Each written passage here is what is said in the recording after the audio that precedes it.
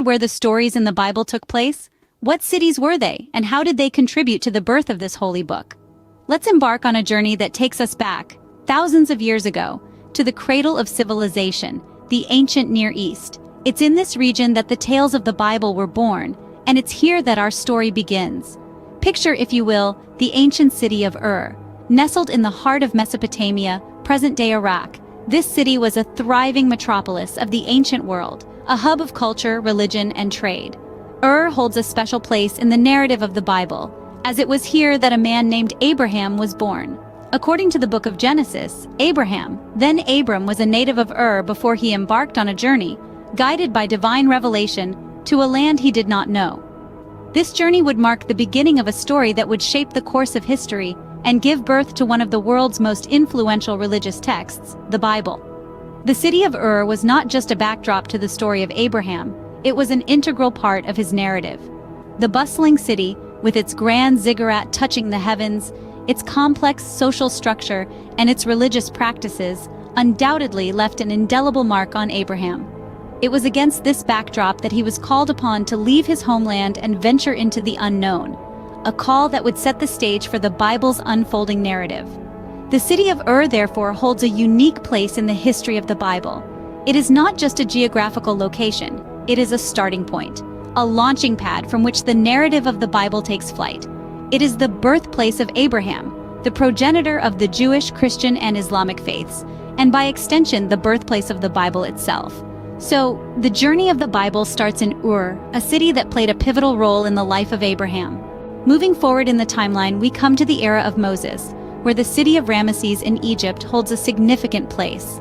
This city, named after the pharaoh himself, was the last place the Israelites called home before they embarked on their momentous exodus. Ramesses was a city of grandeur, built by the sweat and tears of Hebrew slaves. It was here that Moses, a Hebrew by birth but raised as an Egyptian prince, received the divine call to lead his people to freedom. The city bore witness to the 10 plagues, each one a calculated blow to the Egyptian gods, culminating in the final devastating Passover. After their dramatic escape from Ramesses, the Israelites undertook a 40-year journey through the wilderness. Their destination? A land flowing with milk and honey, Canaan, the Promised Land. Their first major encounter in Canaan was the fortified city of Jericho. Its high walls and mighty warriors were no match for the Israelites' faith. As the biblical account goes, after 7 days of marching around the city and a final blast of trumpets, the walls of Jericho crumbled, marking the Israelites' first victory in their new home. Next, we turn our attention to Jerusalem. This city, rich in history and significance, was not initially part of the Israelites' territory. It was only under King David's rule that Jerusalem, then known as Jebus, was captured and made the capital. Jerusalem, or Zion, as it is often called, became the spiritual and political heart of the Israelite nation. Here, the first temple was built, becoming the dwelling place of the God who had led them out of Egypt and into their promised land. These 3 cities, Ramesses, Jericho, and Jerusalem, each hold a unique place in the narrative of the Exodus and the journey to the promised land. Ramesses, a symbol of oppression and divine judgment. Jericho, a testament to faith and divine power. And Jerusalem, the embodiment of promise and divine presence. The cities of Ramesses, Jericho, and Jerusalem were instrumental in shaping the narrative of the Exodus and the journey to the Promised Land. The Bible's story progresses with the rise of the kingdoms of Israel and Judah, where cities like Samaria and Bethlehem come into play. Samaria, the capital of the northern kingdom of Israel, was more than just a political center. It was a symbol of Israel's prosperity and strength. Under the rule of King Omri and his son Ahab, Samaria grew into a formidable city, with its magnificent palace and fortified walls. But its prominence was not solely due to its physical grandeur. Samaria was also a spiritual hub, a place where prophets like Elijah and Elisha confronted the ruling class, delivering messages from God and shaping the course of Israel's history. But the Bible's narrative doesn't end with Samaria. We then journey to the south, to the city of Bethlehem in the kingdom of Judah. Bethlehem may not have been as grand as Samaria, but its significance is undiminished. This small city is the birthplace of King David, the shepherd boy who became a king and a central figure in the Bible. His reign marked a period of unity and prosperity, and his lineage is one of the most important in biblical history. Fast forward a few centuries, and Bethlehem becomes the birthplace of another significant figure, Jesus Christ. The Gospels of Matthew and Luke tell us that Jesus was born in Bethlehem, fulfilling a prophecy about the Messiah coming from David's line. Bethlehem, therefore, is not just a city, it's a testament to the enduring legacy of King David and to the promise of a Savior. So, as we delve into the stories of Samaria and Bethlehem, we're not just exploring ancient cities. We're getting a glimpse into the heart of the biblical narrative. We're seeing how these cities, with their kings, prophets, and saviors, shaped the course of biblical history. And we're understanding why these cities matter, not just in the context of ancient history, but in the grand scheme of the Bible's story. As centers of power and birthplaces of significant figures, Samaria and Bethlehem are essential pieces in the Bible's historical puzzle. The narrative of the Bible takes a drastic turn with the exile of the Israelites to Babylon. This event, known as the Babylonian exile, plays a pivotal role in shaping the Bible as we know it today. Babylon, a city of remarkable splendor and grandeur, was the backdrop for this period of exile.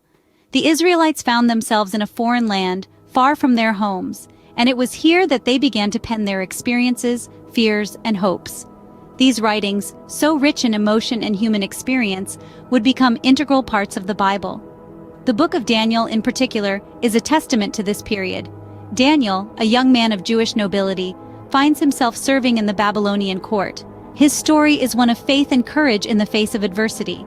Daniel's experiences in Babylon are woven into the fabric of the Bible, providing a vivid account of life in exile and a powerful message of steadfast faith. The prophetic works also bear the imprint of Babylon. The prophets, who were active during and after the exile, delivered messages that were deeply influenced by their Babylonian surroundings. Their works serve as a bridge between the past and the future, reflecting on the exile while also looking forward to a time of return and restoration. Indeed, the return from exile and the rebuilding of Jerusalem mark another significant chapter in the Bible's narrative. This was a time of hope and renewal, as the Israelites returned to their homeland and set about rebuilding their city and their lives. The rebuilt Jerusalem stands as a symbol of resilience and restoration, embodying the themes that are central to the Bible. In essence, Babylon and Jerusalem are more than just geographical locations in the Bible. They are symbols, representing the experiences of exile and return, of despair and hope, of destruction and restoration. These themes resonate throughout the Bible, giving it a depth and richness that continue to captivate readers today. Babylon and the rebuilt Jerusalem symbolize the themes of exile, hope, and restoration central to the Bible's narrative. In retrospect, the cities we discussed were not mere geographical locations, but active contributors to the narrative of the Bible. Each city, a vibrant stroke on the canvas of biblical history, played a significant role in shaping the stories and teachings we know today. The birthplace of Abraham, is not just a city. It's where the story of the Bible begins. It's where the journey of faith was born, setting the stage for the great narratives that were to unfold. Ramesses, an ancient Egyptian city, is synonymous with the Exodus. It's the city of bondage from where Moses led the Israelites on their journey to freedom. It is a vivid reminder of the struggle against oppression and the triumph of faith. Jericho, the oldest inhabited city in the world, is known for its impenetrable walls that fell to the sound of trumpets. It's a symbol of divine intervention and the power of belief, a testament to the miracles that faith can bring about. Jerusalem and Samaria, the heart of the kingdoms of Israel and Judah, bear witness to the highs and lows of the Israelites. They stand as symbols of unity and division, prosperity and despair, faithfulness and apostasy. Bethlehem, the humble city of David's birth, is where the story of Jesus begins. It's a beacon of hope and a reminder of the humble beginnings of a king, a savior. Babylon, the city of exile, is a stark reminder of the consequences of disobedience and unfaithfulness. Yet, it is also a testament to resilience, a symbol of hope in the face of despair, and a testament to the promise of restoration. These cities, each with its own tale to tell, are the bricks and mortar that built the Bible's narrative. They are the stage upon which the drama of faith, obedience, struggle, and redemption unfolded. These cities, though ancient, continue to resonate in the pages of the Bible, reminding us of the rich historical and cultural tapestry that built this sacred text.